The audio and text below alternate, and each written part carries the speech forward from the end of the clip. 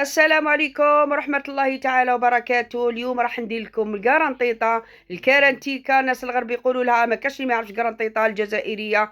نبداو على بركة الله. عندنا بسم الله، عندنا 400 غرام تاع الفرينة تاع القرنطيطة تاع الحميصة بواشيش كيما نقولوا. اللي يحب يديرها عنده الحميصة في الدار يرحيها تخرج له هكذا يوزن 400 غرام. سينو راهي موجودة في الأسواق هكذايا. نديرو باكي تاع 400 غرام تاع الكرنطيطه، نخلطوها في ريتله سخونه تاع الماء. خلطوا مليح مليح حتى تتقال باش تتنفخ. هذيك السر تاعها في الماء سخون، علاش؟ باش تتقال، باش طيب بالخف، طيب لكم بالخف وتتنفخ، يعني تجي بنينه ما شاء الله.